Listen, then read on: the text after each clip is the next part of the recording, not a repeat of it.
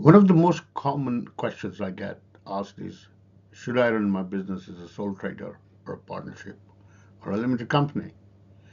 My answer always has been, it depends on your circumstances and what you are trying to achieve. The reason is everybody has different needs and it is not possible to produce a generic solution. A lot depends on the type of business and your resources. The first reason I'm often told is that the client believes they will save tax by working through a limited company. But while this may be true in some circumstances, tax should never be the sole reason to make business decisions. It is important to get the right structure for you. The key factors are liability, risk assessment and uninsurable risks, ability to comply with company law. Remember, legally a limited company is separate from you. Unlike sole trader and partnerships, you cannot withdraw funds from a company without taking into account legal implications. When working with others, structure of business becomes crucially important. The type of matters to consider are: is it an equally owned business? Who's to be in control? How are the profits to be shared? What is the decision-making procedure? And one of the most important ones is, what do you do if you decide not to work together? What is the exit strategy? While a lot of these questions can be dealt with a good partnership deed, you will never be able to cover every scenario.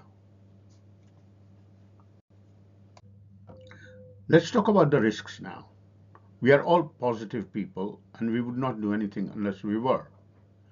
However, things do go wrong. Between 70 to 80% of businesses go out of business within 3 years. There are many reasons and some outside your control. However, how will you deal with the consequences of it?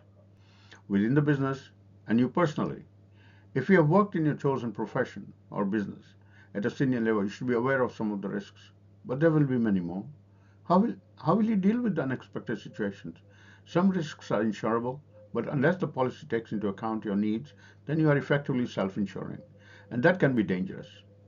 Another question rarely considered is, will a limited company actually provide you with the protection you assume? For example, all bank lending requires personal guarantee. This is a difficult decision. If you are starting out and you are relying on some state benefits, will your profits result in loss of these benefits? How will you deal with that? Everybody's situation is different, and in my experience, when all costs are taken into account, it takes about 18 months for a business to start generating positive cash flow. How will you deal with that aspect? Tax laws change regularly, and all your planning could amount to nothing should changes in business environment make your assumptions unviable. Of course, this requires good business planning, an often neglected but crucially important exercise. And I will prepare a presentation on that. Remember, one size does not fit all. One of the reasons for incorporating is often necessity for raising funds, either now or in future. Ability to show a pattern of trading will be necessary to satisfy a lender. If you are proposing to sell a stake in a business, then incorporation will be necessary as partnerships could lead to real complications. It is important to think about this at a very early stage.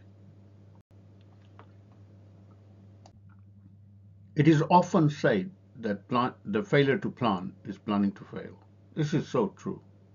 If you don't plan, you're not making a commitment to yourself or the people who will rely on your venture. The business structure affects everything from control, task, risk, and growth. Plan it early and avoid costly mistakes. My purpose in preparing this presentation is to help budding entrepreneurs and experienced businesses avoid costly mistakes. If you need help, don't hesitate to ask for it. Please take professional advice and pay for it. There is enormous value in it. If you wish me to assist you in achieving your goals, please call or make an appointment and we can have a phone or a Zoom meeting. Take care and all the best in your venture.